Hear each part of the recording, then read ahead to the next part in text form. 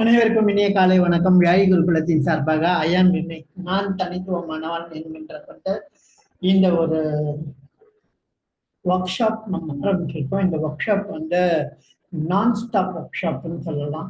ஏன் நான் stop work ஷாப்னா, இது இடைவிடாத ஒரு ஒர்க் ஷாப். இதை நம்ம வேற லெவல்ல எடுத்துட்டு போயிட்டு இருக்கோம். இதை இடைவிடாம கொண்டு போயிட்டு இருக்கோம். இதுக்கு மூல காரணம் நீங்க எல்லாரும் தான். அதோட இந்த ஒர்க் ஷாப்ல இன்னைக்கு சொல்லிக் கொடுக்குற பகுதி நம்ம யூடியூப்ல மட்டும் போடுறோம். மட்டும் 7 days சக்ரா அப்படின்னு சொல்லுவோம். அயான் யூனிக் அப்படின்றதுல 7 நாள் சக்ரா இருக்கு. அயான் யூனிகான்ல 7 days ரெயின்போன்னு தனியாக கொடுக்குறோம். இது ரெண்டுமே ப்ரீ செஷன்ஸ். ஏன்னா இந்த ப்ரீ செஷன்ஸை ஒரு மாசமும் நிறைய கொடுத்துட்டு இருக்கோம். ஆனா அயான் யூனிக்லயோ அயான் யூனிகான்லயோ வராத ஒரு விஷயம் தான் இருக்கும்.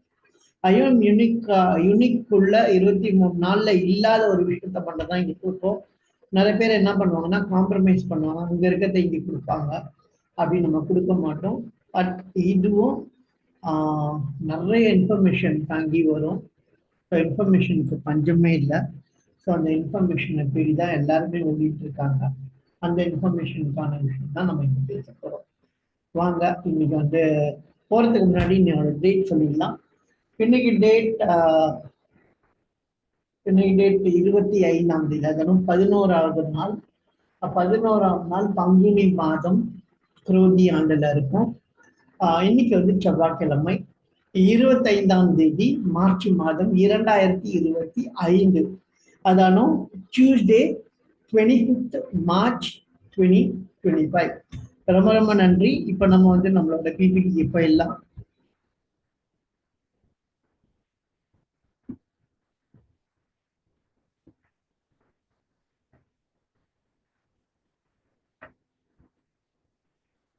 அனைவருக்கும் இனிய காலை வணக்கம். நம்ம இயர்லியா ஸ்டார்ட் பண்றோம். இன்னைக்கு நம்ம நிறைய சொல்லிக் கொடுக்க போறோம். முதல்ல அயன் யூனிக் இந்த 1 வருட காலமாக பல இன்னல்கள் என்ன வந்தாலும் நம்ம விடாம பண்ணிட்டு இருக்கோம். வாங்க ஒரு பகுதியா போகலாம். இன்னைக்கு எப்பயும் சொல்ற மாதிரி நம்ம ஒரு சின்ன அஃபர்மேஷன் ஸ்டேட்மெண்ட்டோட இன்னைய நாளை ஸ்டார்ட் பண்ணலாம். இன்னைய நாள் அஃபர்மேஷன் ஸ்டேட்மெண்ட்ல அதோடய ஸ்டார்ட் பண்ணலாம். நான் ஒரு அமைதியான ஆத்மா, இறைவனின் குழந்தை. என்னிடம் அன்பும் கருணையும் இருக்கிறது. மற்றவர்களை நேசிக்கக்கூடிய தன்மை இருக்கிறது. நான் திறமையான, புத்திசாலியான, பிறருக்கு உதவி செய்யக்கூடிய நல் எண்ணங்களுடைய ஆத்மா. நான் எடுத்த காரியத்தில் வெற்றி அடையக்கூடிய ஆத்மா. நான் நாள் முழுவதும் சக்தியோடும் ஆரோக்கியத்தோடும் இருக்கும் ஆத்மா. என் நாள் மனதின் முடிவில்லா பேரறிவு எனது வாழ்க்கையை செம்மையாக்கும். என்னை செல்வந்தனாக உயர்த்தி கொண்டிருக்கிறது. என் ஆழ்மனமே நன்றி. என்னிடம் இருக்கும் செல்வங்களுக்காக நன்றி. செல்வம், செழிப்பு, வெற்றி நிச்சயம். பணமே, உன்னை நான் நேசிக்கிறேன். காட்டாற்று வெள்ளம் போல் என் மீது பாய்ந்து வா. உன்னை புத்திசாலித்தனமாகவும் விவேகமாகவும் பயன்படுத்துவேன். உன்னை நான் மகிழ்ச்சியோடு விடுவிக்கிறேன். 1000 மடங்காக என்னிடம் திரும்பி வருவாய் என நம்புகிறேன். பணமே, உன்னை நான் நேசிக்கிறேன். என் வாழ்நாள் முழுவதும் எனக்காக கொடுக்கப்பட்டுள்ள அனைத்து பணத்திற்காக நன்றி. என் வாழ்நாள் முழுவதும் எனக்காக செலவிடப்பட்டுள்ள அனைத்து பணத்திற்காக நன்றி. நான் நன்றி உணர்வோடு இருந்து கொண்டிருக்கிறேன். என் உணர்வுகளில் நன்றி பெருக்காக ஓடிக்கொண்டிருக்கிறது. நன்றி, நன்றி, நன்றி. சரி, எப்பயுமே நம்ம சொல்றது ஆர்வமே அறிவுக்கான திறவுகோள்னு சொல்லுவோம். ஏன்னா ஒரு விஷயம் குறித்து கேள்வி எழுப்பும் போது அதை உண்டியலில் அடக்கி விடாம பதிலை தேடணும்னு சொல்லுவோம். ஏன்னா இணையத்தில் தேடணும், புத்தகங்களை படிக்கணும், ஆவணப்படங்களை பார்க்கணும், நம்பகமான தகவல் ஆதாரங்களை சேகரிக்கணும். இந்த மாதிரி நிறைய சேகரிக்கிறதுல ஆரம்பிச்சு நிறைய கண்டுபிடிக்கிறது. உங்கள் ஆர்வத்தை தூண்டும் எந்த ஒரு விஷயமா இருந்தாலும் அது ஆழமா ஆய்வு செய்யணும். ஏன்னா நிறைய பேர் இங்க ஆழமா ஆய்வு செய்யறதே இல்லை. அங்கதான் நமக்கு பிரச்சனைகள் இருக்கு. நம்ம ஆழமாக ஆய்வு செய்ய வேண்டும். ஸோ அது மட்டும் இல்லாம இங்க நிறைய சொல்லுவோம். புதுமையான எண்ணங்களால் உற்சாகம் அடையுங்கள். ஏற்கனவே தெரிந்தவற்றை சவாலாக கருதி மறுபரிசீலனை செய்யுங்கள். ஏன்னா ஏற்கனவே இருக்கும், ஆனா அது திருப்பி இன்னொரு டைம் பார்க்கும்போது வேற மாதிரி புரிதல் ஏற்படும். உண்மையான கல்வி என்பது வெறும் பூர்த்தி செய்யப்பட வேண்டிய கல்வி அல்ல, உளவியல் வளர்ச்சி பயணமாகும். உங்கள் மனதை பராமரியுங்கள், அதை அறிவால் ஊட்டுங்கள், தினமும் கற்றுக்கொள்ளுங்கள், வளருங்கள், உங்கள் உலகளாவிய பார்வையை விரிவுபடுத்துங்கள் அப்படின்னு சொல்லுவாங்க. பிரச்சனைகள் தான் ஞானத்தோட அடிப்படை. அறிவின் மூலமா தீர்வுகள் கிடைக்கும், ஆனா தைரியம் தான் முதல் அடியை எடுத்து வைக்க உதவும். திரும்ப திரும்ப செயல்ல இறங்கினாதான் வெற்றி கிடைக்கும். பிரச்சனையை விட்டு ஓடாம அதை எதிர்கொள்ளும் போதுதான் உண்மையான ஞானம் கிடைக்கும் அப்படின்னு சொல்லலாம். திறமைகளின் தாயே திரும்ப திரும்ப சொல்வது அல்லது செய்வதுதான் அப்படின்னு சொல்லலாம். நம்ம வந்து ஹிஸ்டரி இருக்கு, நம்ம இதை ஸ்கிப் பண்ணுவோம், ஏன்னா டெய்லி நம்ம இதை சொல்லிட்டு இருக்கோம் நல்லா. ஸோ அடுத்ததுக்கு வருவோம். இன்னைக்கு நம்ம பார்க்க போறது mind shift for a more fulfilling life. அதாவது அதிக நிறைவான வாழ்க்கைக்கான மனநிலை மாற்றங்கள். இதை பத்தி தான் இன்னைக்கு நம்ம பார்க்க போறோம். அது என்னது மனநிலை மாற்றங்கள் அப்படின்னு. ஸோ தங்கள் வாழ்க்கை அனுபவங்களை விளைவுகளையும் வடிவமைப்பதில் மனநிலையின் சக்தியை வந்து புரிந்து கொள்ளுதல், தங்களை தடுத்து நிறுத்தும் வரையறுக்கும் நம்பிக்கையான அடையாளம் கொண்டு சவால் விடுங்கள் அப்படின்னு சொல்லுவாங்க. அன்றாட வாழ்க்கை வளர்ச்சி வந்து மனநிலையை வளர்ப்பதற்கு நடைமுறை நுட்பங்களை பயன்படுத்துதல் மற்றும் காலப்போக்கில் நேர்மையான மனநிலை மாற்றங்கள் வலுப்படுத்த ஒரு திறமையான தனிப்பட்ட உறுதிப்பாடு திட்டத்தை வந்து உருவாக்குறதுக்கான விஷயத்தை நம்ம பேச போறோம். ஒரு ஐஸ் பிரேக்கர் கேள்வி அப்படின்னு சொல்லுவாங்க. வெற்றி அல்லது மகிழ்ச்சியை பற்றி நீங்கள் வைத்திருக்கும் ஒரு நம்பிக்கை என்ன? இந்த கேள்வி வந்து நீங்க நோட் பண்ணிக்கோங்க. ஏன்னா இங்க நம்ம வந்து நமக்கு சொல்ற அளவுக்கு இங்க இல்லைன்றதுனால, ஏன்னா கேள்வி கேட்டு ஆன்சர் பண்ணலாம். நீங்க சாட் பாக்ஸ்லயும் போடலாம், இல்லாட்டி உங்களோட டைரியில் எழுதிக்கோங்க. வெற்றி அல்லது மகிழ்ச்சி பற்றி நீங்கள் வைத்திருக்கும் நம்பிக்கை என்ன? நீங்கள் உங்கள் எண்ணங்களை எழுத ஒரு நிமிடம் எடுத்து பின்னர் சிறு குழுக்களாக பிரிந்து கொள்ளுங்கள். அதனால ஒரு 2-3 பேரோட சேர்ந்து நீங்க வந்து ட்ரை பண்ணுங்க. நம்பிக்கைகள் நம் யதார்த்தத்தை எவ்வாறு வடிவமைக்குது அப்படின்றதையும், நம் செயல்களை எவ்வாறு பாதிக்குது அப்படின்றத பத்தியும் நம்ம இன்னைக்கு பார்க்க போறோம். ஏன் அப்படின்னா நம்ம நம்பிக்கை தான் நம்மளோட யதார்த்தையும் செயலையும் பாதிக்கும். நம்ம சரியான நம்பி இருந்தோம்னா நல்லது நடக்கும், தவறாக நம்பி இருந்தா கொஞ்சம் தப்பா இருக்கும். ஏன்னா ஒருத்தர் வந்து அவரோட ஒரு நெகட்டிவ்ல அவர் என்ன பேசுறாரோ அதான் அவருக்கு கிடைக்குதுன்ற மாதிரி அந்த விஷயத்த நம்பிக்கை இருந்தாரு, அதே அவருக்கு கிடைச்சிச்சு. அது மாதிரி அதிக நிறைவான வாழ்க்கைக்கான சிந்தனை சீரமைக்க கொள்வதுதான் அப்படின்னு சொல்லலாம். சரி, அது எப்படின்றத நம்ம பார்க்கலாம். 2 விஷயம் இருக்கு. Understanding fixed mind set, growth mind செட்னு 2 இருக்கு. 2 முக்கிய மனநிலை அப்படின்னு சொல்லிட்டு இருக்கு. அது என்னன்னா நிலையான மனநிலை அப்படின்னு, திறன்கள் மற்றும் புத்திசாலித்தனம் வந்து நிலையானது அப்படின்றது நம்புவது சவால்களை தவிர்ப்பதற்கு வழிவகுக்கிறது அப்படின்னு சொல்லலாம். ஏன்னா வந்து அவங்க எப்பயுமே ஃபிக்ஸ்ட் மைண்ட் செட் வந்து எனக்கு இது ஸ்ட்ராங்கா தெரியும், இது தெரிஞ்சா போதும், எனக்கு என்ன காசு வருதோ அதோடயே நான் இருந்துக்கணும்னு ரொம்ப ஃபிக்ஸ்டு மைண்ட் செட்டா இருப்பாங்க. அவங்களாம் வந்து பெருசா வளர்ச்சி அடைஞ்சாங்களா அப்படின்ட்டு கண்டுபிடிக்க முடியாது. குரோத் மைண்ட் செட்டுன்னு ஒண்ணு இருக்கு. அது என்னன்னா அர்ப்பணிப்பு மற்றும் முயற்சியின் மூலம், அதாவது வளர்ச்சி மனநிலை எப்படி இருக்குன்னு நம்ம அர்ப்பணிக்கணும், நம்ம நிறைய முயற்சி எடுக்கணும், அது மூலம் திறன்களை வளர்க்க முடியும் அப்படின்றது நம்ம நம்பணும். ஏன்னா நம்ம திறன்களை நம்ம தான் வளர்க்க முடியும். கூட ஒருத்தங்க வந்திருந்தாங்க, அவங்களுக்கு எப்படி பண்றதுன்னு தெரியல அவங்க பிசினஸ. அப்படின்னும் போது அவங்களோட லைஃப்பை வந்து இன்னும் நெக்ஸ்ட் லெவலுக்கு போனோம்னா, நேரா போறோம், சாப்பிட்றோம், வர்றோம், தூங்குறோம், திருப்பி வேலைக்கு போறோம், சாப்பிட்றோம். இது வந்து சிஸ்டமேட்டிக் ஆப்ரேட்டிங் ப்ரொசீஜர் மாதிரி. சிஸ்டமேட்டிக்கா ஒரு ஆப்ரேட்டிங் ப்ரொசீஜர் இருக்கிறது வந்து குரோத் மைண்ட் செட் இருக்கு. அது ஃபிக்ஸ் மைண்ட் செட்ல தான் இருக்கும். ஏன்னா ஒரு விஷயத்த கத்திக்கிட்டோம்னா அதுக்கப்புறம் அதுல இருந்து நம்ம வெளியிலேயே நெக்ஸ்ட் லெவலுக்கு வரவே மாட்டோம். அப்ப நெக்ஸ்ட் லெவலுக்கு வர்றதுன்னா என்ன அப்படின்னா, அதை வந்து நம்ம நிறைய விஷயங்களை திறன்களை உண்டு பண்றது. முன்னாடிலாம் ஸ்கில்டு பீப்புள் தான் எடுப்பாங்க, முன்னாடி அகாடமிக் பீப்புள் தான் எடுப்பாங்க, இப்போ ஸ்கில்டு பீப்புள் எடுத்துக்கிறாங்க. இப்போ இல்லை, நான் சேரும் போதே எனக்கே ஸ்கில்டு பீப்புள் தான் எடுத்தாங்க. ஏன்னா நான் வந்து அகாடமிக்லாம் பெஸ்ட்லாம் கிடையாது, நான் வந்து டாப்பர் கோல்டு மெடலிஸ்ட்லாம் கிடையாது. ஆனாலும் என்னோட ஸ்கில்லுக்காக தான் என்ன எடுத்தாங்க.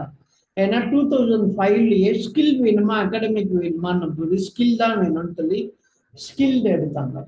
ஸோ உங்களுக்கு எது முக்கியம் அப்படின்றதுல தான் இருக்கு. ஸோ இப்போ ஸ்கில்லு தான் முக்கியம் அப்படின்னா நம்ம growth மைண்ட் செட்ல இருந்தோம்னா நிறைய வந்து நம்ம திறன்களை வளர்க்கறதுக்கு வந்து நம்ம உதவும். அடுத்தது வாங்க, அடுத்த பகுதிக்கு போகலாம். கேரல் டுவாக் என்ன சொல்றாங்கன்னா, மனநிலை எப்படி இருக்கணும் அப்படின்னு சொல்லிட்டு இவங்க நிறைய பேசியிருக்காங்க.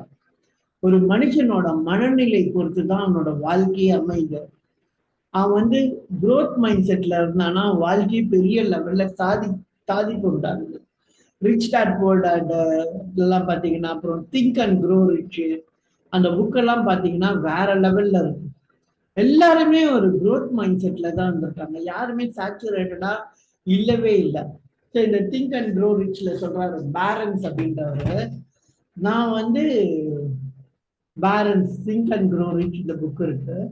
இது வந்து பேரன்ஸ் சொல்றாரு. என்ன சொல்றாருன்னா, தாமஸ் ஆல்வா எடிசன் போயிட்டு நான் கூட வந்து பார்ட்னரா இருக்கணும்ன்றாரு. முதல்ல எனக்கு வேலை செய்யுன்னு சொல்றாரு. அதுக்கேற்ற மாதிரி அவர் வேலை செய்யறாரு.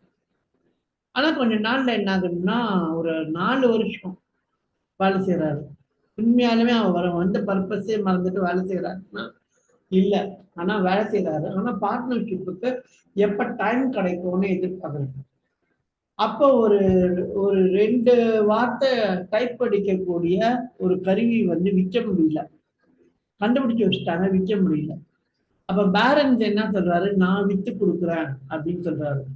அப்ப பார்ட்னர்ஷிப் ஆயிருக்கும் அப்படின்னு சொல்றாரு. அப்ப பார்ட்னர்ஷிப் ஆனோன்னா பேரன்ஸ் வந்து வித்து கொடுக்குறாரு. அப்ப என்ன ஆகுதுன்னா, அங்கதான் invented by Thomas, installed by parents அப்படின்னு எழுதி. பான்ஸ் அப்படின்றது வந்து இன்ஸ்டால்டு பை பான்ஸ். அப்போ 4 வருஷம் அவர் கூட வேலை செஞ்சு வெயிட் பண்ணிட்டு இருந்தாரு. இத்தனைக்கும் ஒன்றும் சொல்ல போனா இன்னும் ஒரு வினோதமான ஒரு விஷயம் இருக்கு. ஏன்னா இங்க நம்ம ஊர் கதை மாதிரி அங்க ஒரு கதை இருக்கு. இல்ல அந்த கதையை தான் இவங்க காப்பி வச்சுட்டாங்களான்னு தெரியாது. ஏன்னா அந்த கதை 1902-3 நடந்தது. 1902-3 நடந்த கதை அது. ஏன் அதை 2-3 நடந்ததுன்னா, அந்த காலத்துல அவருக்கு வந்து புளோரிடா வர்றதுக்கான காசு இல்லை டிக்கெட்ல. அவர் என்ன பண்றாருன்னா, நம்ம ஊர் கதை மாதிரியே தான் இருக்கும். ஒரு ரயில் பிடிச்சி வர்றாரு. எந்த ரயில் பிடிச்சின்னா கூட்ஸ் வண்டியில ஏறி வராரு. வந்து இங்க இறங்கிட்டு தாமஸ் ஆல்வா எடிசனை பாக்குறாரு. ஏன்னா அவர் ஊர்ல இருந்து வர்றதுக்கு அவருக்கு காசு கூட இல்லை, வர்றதுக்கான காசு.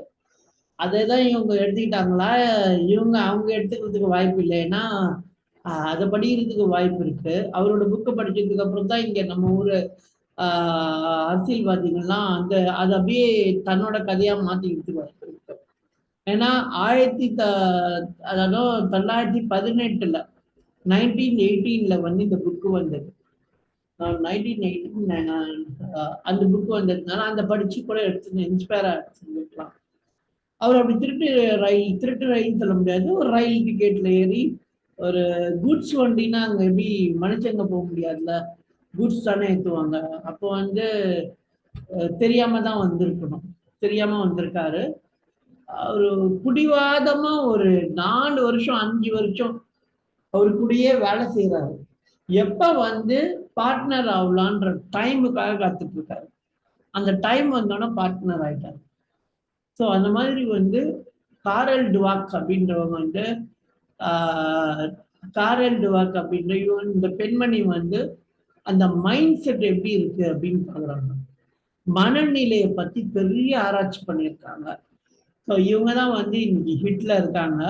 ஏன்னா ஒரு மனுஷனோட மனம் பொறுத்து தான் அவன் எந்த அளவுக்கு பெரிய லெவல்ல சாதிப்பான் அப்படின்றத பொறுத்து இருக்கு. எல்லாம் இருக்கு, மனம் இருந்துச்சுன்னா அந்த மனம் என்ன மாதிரி இருக்குன்றது இருக்கு. அதையும் நம்ம பார்ப்போம் கொஞ்சம் கொஞ்சமா. இப்ப வாங்க, தாமஸ் ஆல்வா எடிசன் கண்டுபிடிப்பதற்கு முன் நிறைய தோல்விகள். அதெல்லாம் பல்பு விளக்கு மின் விளக்கை கண்டுபிடிப்பதற்கு முன் தாமஸ் ஆல்வா எடிசன் தோல்வி அடைஞ்சார். ஒரு நாள் 2 நாள் இல்ல, 99 முறை தோல்வி அடைஞ்சிருக்கார். 1009 முறை தோல்வி அடைஞ்சிருக்கார். 1010வது முறையில தான் பல்பை கண்டுபிடிச்சிருக்காரு. அவர் ரைட்டிங்ஸ்ல பாத்தீங்கன்னா அவ்வளவு இன்ஃபர்மேஷன். ஏன்னா அந்த லைட் கண்டுபிடிக்கிறதுன்றது அந்த காலத்துல அவ்வளவு பெரிய விஷயமா இருந்துச்சு.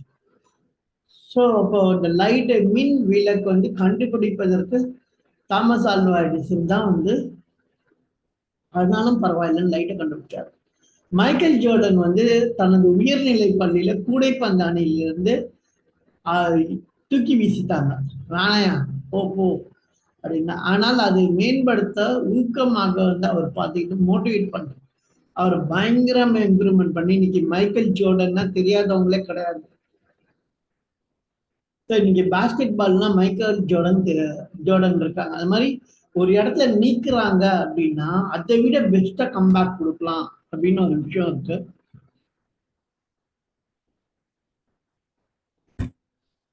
அடுத்ததுக்கு ஒரு இன்ட்ராக்டிவா ஒரு விஷயம், ஒரு சவாலை எதிர்கொண்ட நேரத்தை நீங்க வந்து நீக்கணும். உங்களுக்குன்னு உங்க லைஃப்ல கண்டிப்பா ஏதாச்சும் ஒரு சவால் இருந்திருக்கும்.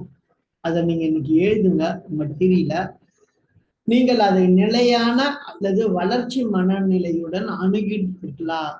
அதாவது நீங்க அதை ஃபிக்ஸ்டு மனநிலையில அணுகுனீங்களா, இல்ல நிலையான மனநிலையில அணுகுனீங்களா, இல்லாட்டி வளர்ச்சி மனநிலையில அணுகுனீங்களா அப்படின்றத பார்க்கணும். ஏன்னா அந்த ஒரு விஷயத்த நம்ம அணுகும் போது நிலையானதுன்னா இவ்வளவுதான் அப்படின்னு விட்டுருவோம். வளர்ச்சினா வேற ஏதாச்சும் புதுசா ட்ரை பண்ணி அதை எப்படியாச்சும் வந்து சால்வ் பண்றதுக்கு பார்ப்போம். விளைவு என்ன, அதன் விளைவு என்னாச்சு, மனநிலை சூழ்நிலை எவ்வாறு மேம்படுத்தினீர்கள் அப்படின்னு சொல்லலாம். உதாரணத்துக்கு இதுலயே நான் சொல்றேன், என்னோட விஷயத்த சொல்றேன், அதுல நீங்களும் அவங்களோட சவால் எடுத்துக்கீங்க. எனக்கு வந்து என்ன சொன்னாங்கன்னா, ஒரு கம்பெனில இருந்து சவால் விட்டுட்டாங்க. எப்படின்னா இந்த பர்சன் வந்து டிஃப்ரெண்டா இருக்காரு, ஸோ கை கால்லாம் இப்படி இருக்கு, அதனாலதான் வேலைக்கு சேர்த்தேன், நாலேஜ் எதுவும் பெருசா ஒன்றும் இல்லை அப்படின்ற மாதிரி சொன்னோம்னா, ஏன்னா அங்க இருக்கவங்க எல்லாருக்குமே தெரியும். இருந்தாலும் அங்க ஒரு மேனேஜர் என்ன சொன்னாரு, நாலேஜ் இல்லை அப்படின்ற மாதிரி சொன்னாரு. சொன்னேன் சரி, நான் வந்து கிட்டத்தட்ட ஒரு 30-40 பேருக்கு நம்ம வந்து ட்ரைனிங் கொடுத்துட்டு இருக்கோம். அவ்வளோ பேரும் வந்து ஜாப்ல ஜாயின் பண்றாங்க. நான் அந்த டைம்ல ஒரு ட்ரெயினரா இருந்தேன், ஜாப்ல ஜாயின் பண்றாங்க. ஆனா எனக்கே திறமை இல்லைன்னு ஒருத்தர் சொல்லும் போது நானும் ட்ரை பண்ணி காமிக்கிறேன் அப்படின்னு சொல்லி, அது வரல எனக்கு எம்என்சி கம்பெனியில இல்லை. ஏன்னா எனக்கு வந்து +2 கிடையாது, 10th தான். அதுக்கப்புறம் வந்து டைரக்டா எல்லாரும் என் 10th முடிச்சோன்னா கரஸ்பாண்டன்ஸ் எழுதுற மாதிரி தான் எழுதிருக்கேன். அவங்க என்ன சொன்னாங்க, இவங்கெல்லாம் 10th +1 +2 கிடையாது, என்ன எம்என்சி கிடைக்க போகுதுன்னு தப்பு கணக்கு போட்டாங்க. அப்போ ஒரு மாதிரி கொஞ்சம் வட்டமா பேசினாங்க. உடனே நான் அதுக்கு என்ன டிசிஷன் எடுத்தேன்னா, ஃபிக்ஸ்டா எடுக்கல, அவ்வளவுதான் நம்மளால முடியாது, இதுதான் வாழ்க்கை அப்படின்லாம் இல்லை. குரோத் மைண்ட் செட்ல யோசிச்சேன், நானும் ஏன் ட்ரை பண்ணக்கூடாது, இறங்கி 41 கம்பெனி ஏறி இறங்க. ஐநாடெக்ஸ் அப்படின்றது 41வது கம்பெனி ஓகேன்னு சொல்லிட்டாங்க. 42வது கம்பெனி சான்ஸ் எடுத்தாங்க, நான் உங்களை எடுத்துக்கிறேன்ட்டாங்க. ஸோ அப்போ 40 கம்பெனில ரிஜெக்ட் பண்ணது 42வது கம்பெனில எனக்கு கிடைச்சிச்சு. இது எப்படின்னா, வளர்ச்சி மனநிலை இருந்தால் மட்டும்தான் இத்தனை கம்பெனி ஏறி இறங்க முடியும். ஏன்னா அவ்வளவு கம்பெனி ஏறி இறங்குறதுக்குள்ள உங்களுக்கு ஒரு பேட்டர்னே தெரிஞ்சு போயிடும். என்ன கொஸ்டின் கேட்பாங்க, என்ன ஆன்சர் பண்ணோம், எல்லா பேட்டர்னும் உங்களுக்கு தெரிஞ்சிடும். அதுக்கப்புறம் என்ன ஈஸி தானே. ஸோ அதனால வந்து இந்த மாதிரி விஷயங்கள்லாம் இருக்கு. அடுத்தது நம்ம பார்க்கலாம். ஏன்னா அந்த இடத்துல எனக்கு இந்த மாதிரி சவால், இந்த மாதிரி நிறைய சவால்கள் இருந்துச்சு. எல்லா சவாலையும் வந்து குரோத் மைண்ட் செட்ல பார்த்து நெக்ஸ்ட் லெவல் கொண்டு போகணும். அது மாதிரி உங்களுக்கும் நிறைய சவால்கள் இருந்திருக்கும், அதையும் நீங்க பண்ணியிருப்பீங்க, அதை நீங்க எழுதிக்கீங்க. ஏன்னா நீங்க எவ்வளவோ பண்ணியிருந்திருப்பீங்க, ஆனா இன்னைக்கு ஏதாச்சும் ஒரு இடத்துல ஸ்டக் ஆயிருந்திருக்கலாம். ஒருவேளை டியூ டு ஏஜா இருக்கலாம், சுத்தி இருக்க ப்ரெஷரா இருக்கலாம், சர்க்கம்டன்ஸ்ல இருக்க ப்ரெஷரா இருக்கலாம். நிறைய விஷயங்கள் இருக்கிறதுக்கு வாய்ப்பு இருக்கு. அடுத்தது வந்து identifying and over coming limiting belief. வரையறுக்கப்பட்ட நம்பிக்கைகளை அடையாளம் கண்டு அவற்றை கடப்பது. வரையறுக்கும் நம்பிக்கைகள் என்றால் என்ன? அவை கடந்த கால அனுபவங்கள், சமூக நிலை அல்லது சுய சந்தேகம் எவ்வாறு உருவாகின்றன அதையும் நம்ம இன்னைக்கு பார்க்க போறோம்.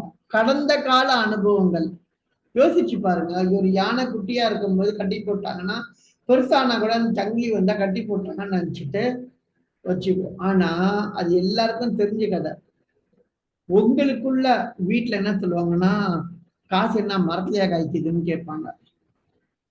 அது அப்படியே நம்ம மனசுல பதிஞ்சிருக்கும். காசு சம்பாதிக்கலாம் அவ்வளவு கஷ்டம் தெரியுமா? அந்த மாதிரிலாம் சொல்லும் போது என்னன்னா, அந்த லிமிட்டிங் பிலீஃப்னு பழைய கால அனுபவங்கள்லாம் உள்ள இருக்கும். நம்ம 2-3 இடத்துல தோத்து போயிருக்கோம். நம்ம ஃபெயிலியர் வெர்ஷன் தான் நமக்கு ஒண்ணு இருக்கும்.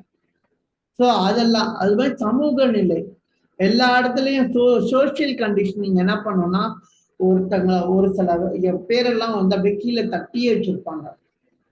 அது மாதிரி சுய சந்தேகம், நமக்குள்ளேயே செல்ஃப் டவுட் இருக்கும். நான் இதெல்லாம் செய்ய முடியுமா என்னாலலாம் அப்படின்ற செல்ஃப் டவுட்லாம் இருக்கும். அதான் நம்ம இப்ப கண்டுபிடிக்க போறோம், ஓவர் கம் பண்ண போறோம். முதல்ல வந்து லிமிட்டிங் பிலீஃப்னா என்ன? இப்ப சொன்ன மாதிரி, நான் போதுமான நல்லவன் இல்லை, நாட் குட் எனஃப், நான் பெருசா ஒன்றும் நல்லது பண்ணல அப்படின்னு சொல்றது. நான் ஒருபோதும் வெற்றிகரமாக இருக்க மாட்டேன், ஐ நெவர் பி சக்சஸ்ஃபுல். நான் எது எடுத்தாலும் தோல்வி அடைஞ்சிருவேன். நான் மாறுவதற்கு அதுதான் இப்ப சேஞ்ச் பண்றதுக்கு ரொம்ப குட்டி பையன், இப்ப ஏன் சேஞ்ச் பண்ணிடணும் அப்படின்னு நினைப்பீங்க. இல்ல ரொம்ப வயசாயிடுச்சு இப்ப ஏன் சேஞ்ச் பண்ணிக்கணும்னு நினைப்பீங்க. இல்ல இப்பதானே வயசு எனக்கு இருக்கு, அப்புறம் சேஞ்ச் பண்ணிக்கலாம், இப்பதான் 30 வயசு ஆகுது, 40-50 வயசுல சேஞ்ச் பண்ணிக்கலாம். ஏதோ ஒரு காரணத்தை சொல்லி சொல்லி சொல்லி ரிஜெக்ட் பண்றது. அதான் லிமிட்டிங் பிலீஃப். ஏகப்பட்ட லிமிட்டிங் பிலீஃப் இருக்கு. என்கிட்ட காசு இல்ல, என்னால முடியாது, விதி வலியது, இதெல்லாம் ஆண்டவன் கொடுத்த செயல், விதியால வந்தது, என்னால இல்ல அவனால வந்தது, அவளால வந்தது, எதிரில் இருக்கவங்களால வந்தது, நேரம் சரியில்லை, ஏதோ ஒரு விஷயத்த சொல்லி இதெல்லாம் லிமிட்டிங் பிலீஃப். ஆழ்ந்தது வாங்க போலாம். அந்த லிமிட்டிங் பிலீஃப்ல இருந்து நம்ம எப்படி வரும்? சுய பிரதிபலிப்பு, அதாவது செல்ஃப் ரெஃப்ளெக்ஷன். ரெஃப்ளெக்ஷன்ல என்ன இருக்கும்? ஒரு தனிப்பட்ட வரையறுக்கும் நம்பிக்கை எழுதணும் நீங்க. அதன் அதன் செல்லுபடி வந்து சவால் விடுங்க. அதாவது சேஞ்ச் இட்ஸ் வேலிடிட்டி. இந்த நம்பிக்கை உண்மை என்பதற்கு உறுதியான சான்றுகள் உள்ளதா? ஏன்னா உங்களோட நம்பிக்கை உறுதியானதுக்கு உறுதியானதா அப்படின்றதுக்கு சான்று இருக்கா அப்படின்னு பார்க்கணும். ஏன்னா solid evidence that is belief is true. ஏன்னா ஒரு பேய் இருக்கும்பாங்க, ஆனா உறுதியா பேய் இருக்கா எல்லா இடத்துலயும் சொல்லி பார்த்தா அப்படிலாம் ஒன்றும் கிடையாது அப்படின்னா அது இல்லை, சான்றே இல்லாத வந்து எதுக்கு அதுக்காக பயந்துட்டு இருக்கணும்? ஏன்னா இங்க லிமிட்டிங் பிலீஃப்ல எப்படி நடக்கும் அப்படின்னா, ஒருத்தர் ஒரு ஒரு விஷயத்த நம்புவார். ஒரு பையன் வந்து என்ன சொல்றான், ஒரு பையன் பாம்பு பிடிச்சிட்டான், கீழே விட்டா அவனை கொத்திரும். அது ரொம்ப நேரமா பிடிச்சிட்டே இருக்கான் பாம்பை. எல்லாரும் வராங்க போறாங்க, அவனுக்கு யாரும் ஹெல்ப் பண்ணல. லாஸ்டா ஒரு 2 மணி நேரம் கழிச்சு ஒருத்தர் வராரு, பாம்பை பிடிச்சிக்கிட்டே இருக்கான். என்ன பண்றான்னா அவனால விட முடியல. இதை மட்டும் கொஞ்சம் இறக்கி விட்டுருக்கேன்னு கேட்கிறான் கடைசியா அவர்கிட்ட. என்னப்பா அப்படின்னு பாம்பை பார்த்துட்டு, பாம்பு செத்து போய் பல மணி நேரம் ஆயிடுச்சு போல இருக்கு அப்படின்ற. அப்பதான் அவன் பார்த்தான், பாம்பு நாண்டிக்கிச்சு அவன் கையிலேயே. ஆனா அந்த பிலீஃப்னு இருக்குல்ல, பாம்பு உயிரோட இருக்கு, நம்ம போட்டோம்னா கொத்திக்கிறோன்ற பிலீஃப் இருக்குல்ல, அது அவனை 2 மணி நேரமா பிடிக்க வச்சுருந்தது. ஆனா அவன் பிடிச்சி 10 நிமிஷத்துல இருந்து போயிருக்கான். ஆனா அது உண்மையா இருக்குன்னு நினைச்சுக்கிட்டே இருக்கான். மனசுக்குள்ள நினைச்சு நினைச்சு நினைச்சு நினைச்சு அதை பத்தியே பயந்துட்டு இருக்கான். அதுதான் என்ன சொல்றாங்கன்னா எவிடன்ஸ். இந்த நம்பிக்கை உண்மை உறுதியான சான்று இருக்கான்னு முதல்ல அந்த பாம்பு உயிரோட இருக்கா இல்லைன்னு இருந்துச்சுன்னா ஆட்டோமேட்டிக்கா நம்ம வந்து அதை விட்டுருப்பாங்க. அதை கன்ஃபார்ம் பண்ணல, எவிடன்ஸ் பண்ணல, கன்ஃபார்ம் பண்ணல, அதனாலதான் பிடிச்சிக்கிட்டு இருந்தோம். அது மாதிரி நம்மளோட தேவையில்லாத சந்தேகங்கள், என்னாலெல்லாம் பண்ண முடியாது, நமக்குலாம் காசு என்ன மரத்திலே காய்க்குது, ஈஸியா காசு சம்பாதிச்சிட முடியுமா, இதெல்லாம் வந்து பேசி பேசி இந்த நம்பிக்கை எல்லாம் கரெக்ட் பண்ணி வச்சிருப்பாங்க. முடியாது அப்படின்ற ஒரு விஷயத்த வச்சு கரெக்ட் பண்ணுவாங்க. ஸோ அங்கதான் வந்து நம்ம அதை பிடிச்சிக்கிட்டு இருப்போம். அது தேவையில்லாததுன்னு எப்ப நம்ம விடுறோமோ அப்பதான் நமக்கு தெரியும் அது இது வேஸ்ட் அப்படின்னு. அடுத்தது வந்து உதாரணம் வந்து நான் போதுமான அறிவாளி அல்ல என்பதற்கு பதிலாக நான் ஒவ்வொரு நாளும் கற்றுக்கொள் கற்றுக்கொண்டு வளரக்கூடியவன் அப்படின்னு சொல்லணும். ஒரு நாளும் புதுசு புதுசா நான் கத்துக்கிட்டு நான் நிறைய வளர்றேன் அப்படின்னு சொல்லணும். அடுத்தது பார்ப்போம். மனநிலை மாற்றங்கள் அப்படின்னு சொல்லலாம். அன்றாட வாழ்க்கைக்கான முக்கிய உத்திகள் என்ன? எளிய ஆனா சக்தி வாய்ந்த மனநிலை மாற்ற உத்திகளை வந்து நம்ம அறிமுகப்படுத்துறோம் இங்க. சவால்களை மறுசீரமைத்தல், ரீஃப்ரேமிங் சேலஞ்சஸ் அப்படின்னு சொல்லலாம். அது என்னது ரீஃப்ரேமிங் சேலஞ்சஸ்? அப்போ நம்ம தடைகளை தடைகளை தடைகளை தோல்விகளாக பார்ப்பதற்கு பதிலாக அவற்றை கற்றல் வாய்ப்புகளாக பார்க்கணும் அப்படின்னு நான் சொல்லியிருந்தேன். ஸோ சரியானபடி பண்ணல, வேலையை விட்டு தூக்கணும்னு சொல்லிட்டு லாஸ்ட்ல அதையே வந்து ஒரு ஸ்டெப்ஸா பார்த்து வாய்ப்பா பார்த்து இன்னொரு ஜாப் கிடைச்சு. ஸோ அது மாதிரி தடைகளை வந்து வாய்ப்பா பார்க்கணும். இந்த பவர் ஆஃப் எட் அப்படின்னு இருக்கு. இன்னும் அப்படின்ற இன்னும் அப்படின்ற வந்து சக்தி அப்படின்னு இருக்க. என்னன்னு பார்க்கலாம். என்னால் இதை செய்ய முடியாது அப்படின்னு சொல்றதுக்குள்ள என்னால் இதை செய்ய முடியும் அப்படின்னு சொல்லலாம். அது மாதிரி கிராட்டிடியூட் ப்ராக்டிஸ் ஒன்று செய்யலாம். என்னன்னா நன்றி உணர்வு பயிற்சின்னு சொல்லலாம். இல்லாதவற்றில் கவனம் செலுத்துவதற்கு பதிலாக உங்களிடம் உள்ளவற்றில் கவனம் செலுத்துங்கள் அப்படின்னு சொல்லலாம். ஏன்னா இல்லாதவற்றில கவனம் செலுத்துவதை விட இருக்கிறதுல கவனம் செலுத்துங்க அப்படின்னு சொல்றேன். ஏன்னா கிராட்டிடியூட் அது இருந்திருந்தா நான் பெரிய லெவல்ல இருப்பேன். அது இல்ல விட்டுரு, இல்லாத ஒரு விஷயத்த யோசிக்காம இப்ப இருக்கிறதுல பண்ணீங்கன்னா சூப்பர், இப்ப இருக்கிறத வச்சே பண்ணலாம். அதுதான் கிராட்டிடியூட். அதுக்கு அடுத்து வந்து விஷுவலைசேஷன். ஸோ ஏன்னா விஷுவலைசேஷன்ன்றது ரொம்ப ரொம்ப இம்பார்ட்டன்ட். ஏன்னா காட்சிப்படுத்துதல்னு சொல்லலாம். வெற்றி ஏற்படுவதற்கு முன்பு மனதளவில் படம் பிடிக்க வேண்டும். ஏன்னா இப்ப நான் வந்து மாதத்துக்கு 5 கோடி ரூபாய் ஏர்ன் பண்றேன், மாசம் 5 கோடி ஏர்ன் பண்றேன் அப்படின்னா அது வெற்றி அடைகிறதுக்கு முன்னாடியே நான் வந்து அந்த மனதளவில் வந்து படம் பிடித்து வைத்துக் கொள்கிறேன். அது மாதிரி தினசரி உறுதிமொழிகள் சுய பேச்சு மூலம் நேர்மையான எண்ணங்களை வந்து வலுப்படுத்துகிறேன் அப்படின்னு சொல்லலாம்.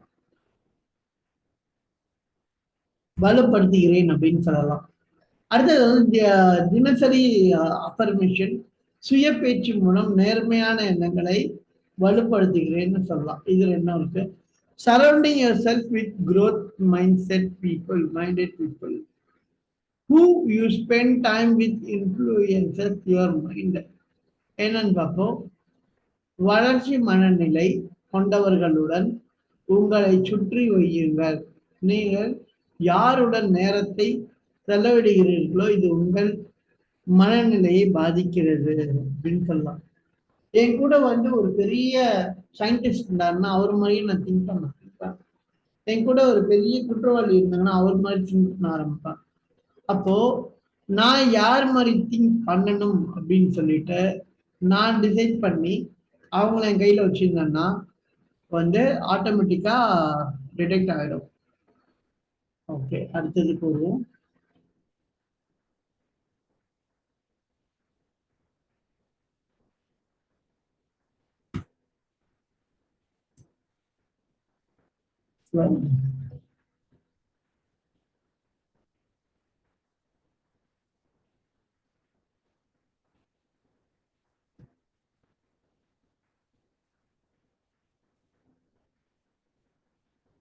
திருப்பி ஷேர் பண்றோம்.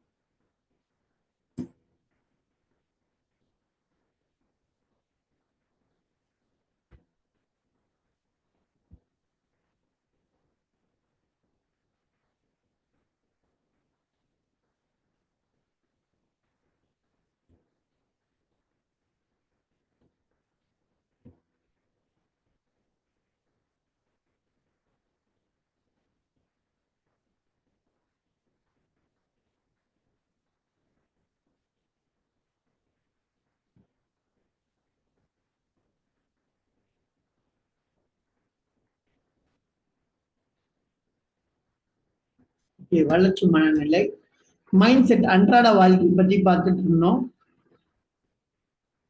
உங்களை சுத்தி வந்து வளர்ச்சி மனநிலையில இருக்கவங்களை வச்சுக்கணும்னு குழு விவாதம் பண்றதுக்கு எந்த மனநிலை உத்தி வந்து உங்களுக்கு மிகவும் எதிரொலிக்கிறது ஏன் அப்படின்னு பார்க்கலாம். அடுத்ததுக்கு வரும் முக்கியமான ஒரு செக்ஷனுக்கு போயிடலாம். நடைமுறை பயன்பாடு. எனது மனநிலை மாற்ற திட்டம் அப்படின்னு ஒண்ணு சொல்லலாம். என்னன்னா, நீங்க வந்து உங்களோட மனநிலை மாற்ற திட்டத்தை உருவாக்க வேண்டும். என்னது அப்படின்னா, தற்போதைய சவால் அல்லது இலக்கை அடையாளம் காண வேண்டும். ரெகனைஸ், அதன் பற்றி உங்களோட தற்போதைய நிலையை வந்து அங்கீகாரம் செய்யணும். அது வந்து வெற்றியை ஆதரிக்கும் ஒரு புதிய ஆதாரம் அளிக்கும் நம்பிக்கையை தேர்ந்து செய்வோம். And choose a new empowering belief that supports success. Empowering beliefனா என்ன அப்படின்னா, நம்ம வந்து ரொம்ப அசைக்க முடியாத நம்பிக்கை இருக்கும்ல, ஏதோ ஒரு விதத்துல நம்பிக்கை இருக்கும், இது எப்படியோ நம்ம செஞ்சிடலாம், சக்சஸ் ஆயிடலான்னு. அந்த நம்பிக்கையை எப்படி காப்பாத்துறதுக்கு ஏதாச்சும் ஒரு விஷயத்தை தேர்ந்தெடுக்கணும்ன்றாங்க. அடுத்தது பார்க்கலாம். நம்பிக்கை வலுப்படுத்த நீங்கள் எடுக்கும் ஒரு செயல் படிநிலையை எழுதுங்கள் அப்படின்னு சொல்லலாம். ஏன்னா ரைட் பண்ணணும்னா, write down one action step you will take to reinforce the belief அப்படின்னு சொல்லலாம்.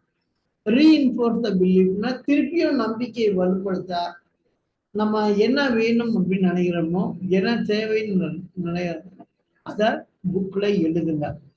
பொறுப்பு கூறுதலுக்காக ஒரு கூட்டாளருடன் திட்டங்களை பற்றி விவாதிக்கவும். நம்ம அதான் இன்னைக்கு சொல்லிக்கிறோம். உங்களுக்கு ஃப்ரெண்ட் அப்படின்னு யாராச்சும் இருந்தாங்கன்னா அவங்க கூட ஏதாச்சும் ஒரு அக்கௌண்டபிலிட்டி பார்ட்னர்னு கூட சொல்லலாம், பார்ட்னர் ஆஃப் அக்கௌண்டபிலிட்டின்னு. ஸோ நீங்க அது கூட சரிட்டு ஆட்டோமேட்டிக்கா உங்களுக்கு ஏதாச்சும் ஒரு விஷயம் வந்துச்சுன்னா டிஸ்கஸ் பண்ணலாம். ஆனா இதை வேற யாருக்கிட்டையும் சொல்லணும்னு அவசியம் இல்லை, அவங்க கூட மட்டும் சொல்லி டிஸ்கஸ் பண்ணலாம். அடுத்தது பார்ப்போம்.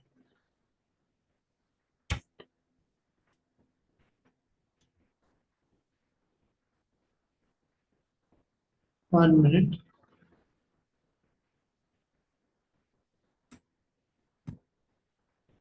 Okay. இப்போ முக்கியமான சொல்றோம் கொஸ்டின் அண்ட் ஆன்சர். 7 நாள், அதாவது 7வது நாள் மனநிலை மாற்ற சவாலை அறிமுகப்படுத்தினார்.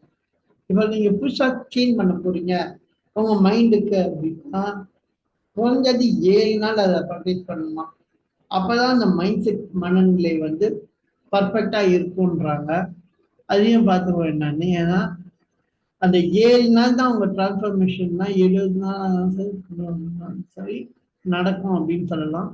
அடுத்த 7 நாட்களுக்கு தினமும் ஒரு மனநிலை மாற்றல் செய்யுங்கள் அப்படின்னு சொல்லலாம்.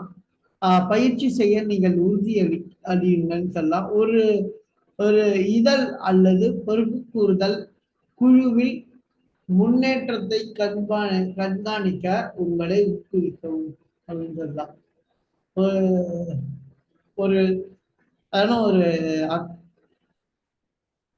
ஒரு குழு இருக்கு அப்படின்னா அவங்களோட முன்னேற்றத்தை ஜேர்னலிங் பண்ணலாம், இல்லை அக்கௌண்டபிலிட்டி எழுதிட்டு அத குழு முன்னாடி போயிட்டு இருக்கா இல்லையா, பெர்ஃபார்ம் பண்ணிட்டு இருக்கா இல்லையா, ப்ரோக்ரஸ் வந்து கொடுத்துட்டு இருக்கா இல்லையா, பொறுப்பு கூறல் அப்படின்னு சொல்லலாம். ஸோ முன்னேற்றத்தை கண்காணிக்க உங்களுக்கு உதவும் அப்படின்னு சொல்லலாம். வாங்க அடுத்ததுக்கு பார்க்கலாம். கிட்ட க்ளோசிங் பண்ணிட்டோம். Your mind is your most powerful tool. When you shift your mind, you shift your life. அடுத்ததுன்னா, உங்கள் மனம் உங்கள் மிக சக்தி வாய்ந்த கருவி. உங்கள் மனநிலையை மாற்றும் போது தான் இருக்குன்றாங்க. ஏன்னா உங்க மனம் வந்து முக்கிய சக்தி வாய்ந்த கருவின்றாங்க. ஆனா அதை மாற்றும் போதுதான் உங்கள் வாழ்க்கையை மாற்றுகிறீர்கள். அது அப்படியே இருக்க வரைக்கும் நம்ம வாழ்க்கை மாறாது. அது மாறினதுக்கு அப்புறம் நம்ம வாழ்க்கை மாறிடும். அப்ப முதல்ல நம்ம மனநிலையை தான் செட் பண்ண வேண்டியிருக்கும். ஏன்னா அதுதான் நமக்கு வந்து பாசிட்டிவ் நெகட்டிவ் எல்லாத்தையுமே கொடுக்குது. மேக்சிமம் எல்லாமே வந்து அதாவது இந்த மனநிலை மாற்றம் வந்து ஒரே மாதிரி தான் இருக்கும். நம்ம வாழ்க்கை வந்து மாறாம இருக்கிறதுக்கு காரணம் நம்ம மைண்டை ஷிஃப்ட் பண்ணாம இருக்கிறது தான். வாங்க அடுத்ததுக்கு போகலாம். கீ டேக்அவேஸ் என்ன அப்படின்னு பார்க்கலாம். இன்னைக்கு உங்கள் மனநிலை நீங்கள் வாழ்க்கையை எவ்வாறு அனுபவிக்கிறீர்கள் மற்றும் பதிலளிக்கிறீர்கள் அப்படின்றதுதான் இருக்கு. வரையறுக்கும் நம்பிக்கைகளை அடையாளம் கண்டு அமைப்பது மாற்றத்திற்கான முதல் படி அப்படின்னு சொல்லலாம். ஏன்னா வரையறுக்கும் நம்பிக்கைகளை வந்து வரையறுக்கும் லிமிட்டிங் பிலீஃபை கண்டுபிடிச்சு அதெல்லாம் அது எல்லாத்தையும் அதனும் வரையறுக்கும் நம்பிக்கைகளை வந்து அடையாளம் கண்டு மறுசீரமைப்பது மாற்றத்திற்கான முதல் படி. வரையறுக்கும் நம்பிக்கைகள்னா என்ன? Limiting belief. நம்ம சின்ன வயசுல சொல்லி இருப்பாங்க வந்து நிறைய இங்க இந்த உலகத்திலே வந்து எல்லாமே ஒரு வித்தியாசமா தான் இயங்கிட்டு இருக்கு. நமக்கு முன்கூட்டியே ஒருத்தங்களை எப்படி ப்ரொஜெக்ட் பண்றாங்களோ அப்படித்தான் லாஸ்ட் வரலும் ப்ரொஜெக்ட் ஆகும். ஒருத்தவங்களை நல்லவங்கன்னு சொல்லியிருந்தாங்கன்னா லாஸ்ட்ல நல்லவங்களா இருப்பாங்க. ஒருத்தவங்க கெட்டவங்கன்னு சொல்லியிருந்தாங்கன்னா அவங்க கடைசி வரலும் கெட்டவங்களா இருப்பாங்க. அப்புறம் கிட்ட இருந்து பேசும்போதுதான் யாரு உண்மையாலுமே நல்லவங்க யாரு உண்மையாலுமே கெட்டவங்க அப்படின்னு பார்க்க முடியும். அதே பணம் அப்படின்றது வந்து ரொம்ப கஷ்டம் சம்பாதிக்கிறது அப்படின்னு சொல்லி சொல்லி பணம் அப்படின்னு யோசிச்சாலே வந்து சம்பாதிக்கிறது கஷ்டம்னு தோணும். ஏன்னா அப்படிதான் வளர்த்துருக்காங்க வீட்டுல. பணம் என்ன மரத்திலே காய்க்குது, ஒரு பணம்னால சம்பாதிக்க முடியுமா, இப்படி எல்லாமே கேட்பாங்க. ஆனா அது அவ்வளவு கஷ்டம் கிடையாது, ஈஸின்றதை நம்ம ப்ரூவ் பண்ணிட்டோம்னா அடுத்த டிரான்ஸ்ஃபர்மேஷன் வழி வந்துடும் சொல்லலாம். எளிய தினசரி மனநிலை மாற்றங்கள் நீண்டகால வெற்றி மற்றும் தோல்வி நிறைவுக்கு வழிவகுக்கும் அப்படின்னு சொல்லலாம். Simple daily mind set shifting and lead to long term success and fulfilment. அடுத்தது வந்து உங்கள் வசதியான மண்டலத்தில் வெளியேறி நடவடிக்கைகள் எடுக்கும்போது வளர்ச்சி ஏற்படுகிறது அப்படின்னு சொல்லலாம். அதாவது grows happiness when you step out from your comfort zone. You take a risk, take action. அதனால் கம்ஃபர்ட் ஜோன்லேருந்து வெளில வந்து தான் ஆக்ஷன் எடுக்கணும். அதே நான் கம்ஃபர்ட் ஜோன்லேருந்து உள்ளே உட்காந்து பண்ணுறேன்னா பண்ண முடியாது. எப்பயும் போலதான். ரொம்ப ரொம்ப நன்றி. Follow your instincts. அவங்க உள்ளுணர்வை பின்பற்றுங்கள். எல்லையற்ற அன்பு கொடுங்கள். ஆல்பட்ராஸ் போல. இந்த மாதிரி நம்ம பார்த்துருக்கோம் இன்னைக்கு. அப்புறம் வந்து நம்ம கண்ணுக்கு தெரியாதை பார்க்கணும், சொல்லப்படாதை கேட்கிறோம். ரொம்ப ரொம்ப நன்றி. இந்த 7 நாள் வந்து உங்களுக்கு ப்ரீ செஷன். இது வந்து இன்னைக்கு 2வது நாள். எனக்கு 2 நாளா வந்து கொஞ்சம் ஹெல்த் இஷ்யூஸ் இருக்கிறதுனால நான் அப்படி சமாளிச்சு வந்துட்டு இருக்கேன். இப்ப கூட என்னால முடியல. இருந்தாலும் இந்த நான் ஸ்டாப் கிளாஸ் அப்படின்னு சொல்லிட்டு நம்ம போடுறதுனால எப்படியும் நம்ம பேசணுன்றதுக்காக நான் பேசியிருக்கேன். இன்னைக்கு பேசினது எல்லாமே உங்களுக்கு கண்டிப்பா யூடியூப்லயும் கிடைக்கும். நான் கூடிய சீக்கிரம் இன்னைக்கு பேசினதை யூடியூப்ல அப்லோட் பண்ணிடுறேன். ஸோ போன மாசம் இதே 7 நாள் பேசினது யூடியூப்ல இருக்கு. யாருக்கெல்லாம் வேணுமோ அவங்களாம் அதை போய் பார்த்துக்கலாம் யூடியூப்ல. இந்த மாதம் நான் இன்னைக்கு பேசுறது யூடியூப்ல இருக்கும் அப்படின்னு சொல்லிக்கிறேன். இன்னைக்கு டேட்டை வந்து துவங்கி வச்சுடுவோம். கொஞ்சம் ஹெல்த் இஷ்யூஸ் இருக்கிறதுனால நான் வந்து கொஞ்சம் சீக்கிரமா முடிக்கிறேன். ஸோ நாளைக்குள்ள சரியாயிடும்னு நினைக்கிறேன். நேற்று கொஞ்சம் நிறைய டேப்லெட்ஸ் வாங்கி சாப்பிட்டதுல ஒரு மாதிரி மயக்கமா இருக்கும். எனவே ரொம்ப ரொம்ப நன்றி. நம்ம வந்து நாளைக்கு ஃப்ரெஷ்ஷாக பார்க்கலாம். இன்னைக்கு சாயந்தரம் வந்து ஐ ஆம் யூனிகான் அப்படின்ற ப்ரோக்ராம் இருக்கு. நேற்று வந்து ஃபர்ஸ்ட் டே முடிஞ்சிடுச்சு. இன்னைக்கு செகண்ட் டே இருக்கு. ஐ ஆம் யூனிகான் அப்படின்றதுல 2வது நாளா நம்ம போயிட்டு இருக்கு. இது என்னன்னா ஒரு 7 நாள் ப்ரீவியூ கிளாஸ் மாதிரி போகும். அப்புறம் 23 நாட்கள் ஐ ஆம் யூனிகான். இது ஃபுல்லா யாரு வரணும் அப்படின்னா சாதாரண ஒரு பர்சனுக்கு கிடையாது. யாராச்சும் ஒரு கம்பெனி வச்சிருக்காங்க அப்படின்னா அந்த கம்பெனி வச்சிருக்காங்க, நான் ஒரு கம்பெனி வச்சிருக்கேன், நான் ஒரு ஃபேம் வச்சிருக்கேன், நான் பார்ட்னர்ஷிப்ல இருக்கேன், நான் எந்த இடத்துல வேலை செய்யல, நானே சொந்தமா கடை வச்சிருக்கேன் அப்படின்னா அவங்களுக்காக உள்ளது. அவங்களுக்காக உள்ளது. ஐ ஆம் யூனிகான் அப்படின்னு 8 to 9 நம்ம போடுறோம். அது ஃபுல் அண்ட் ஃபுல் இங்கிலீஷ்ல தான் இருக்கும். அதனால நீங்க வந்து, ஏன்னா நான் முதல்ல தமிழ்ல தான் போடலான்னு பிளான் பண்ணேன். அதுக்கப்புறம் எல்லாரும் என்ன கேட்டாங்கன்னா, எனக்கு இங்கிலீஷ் வெர்ஷன் கொடுங்க, இந்தியா ஃபுல்ல இருந்து வரணும் அப்படின்னாங்க. ரொம்ப ரொம்ப நன்றி சகோதரி. அவங்க எனக்கு வந்து ஒரு மாதிரி அனீசியா இருக்கிறதுனால நம்ம திருப்பி சாயந்தரம் மீட் பண்ணலாம். கண்டிப்பா 8 to 9 வேற லெவல்ல இருக்கும். நேத்து வந்து வேற லெவல்ல இருந்துச்சு, இன்னைக்கும் வேற லெவல்ல இருக்கும்னு சொல்லிக்கலாம். இன்னைக்கு டே ஸ்டார்ட் பண்ணிடலாம். நல்லதை சிந்தித்து, நல்ல எண்ணங்களை வளர்த்து, நல்லதை பார்த்து, நல்லதை கேட்டு, நல்லதை சாப்பிட்டு, நல்ல செயல்களை செய்து, நல்லதை பிறருக்கு பகிர்ந்து, நாமும் மகிழ்ச்சியாக இருப்போம், பிறரையும் மகிழ்வுற செய்வோம்னு சொல்லிக்கிறேன். யாழி குருகுலம் சென்னையில இருந்து உங்கள் அர்ஜுன் சீலம். மீண்டும் நாளை காலை 5 மணிக்கு சந்திப்போம். அதனால இன்று சாயந்தரம் 8 மணிக்கு சந்திப்போம். ஐ ஆம் யூனிகான் அப்படின்ற ஒரு பகுதியில சந்திப்போம். நன்றி ஜி, நன்றி.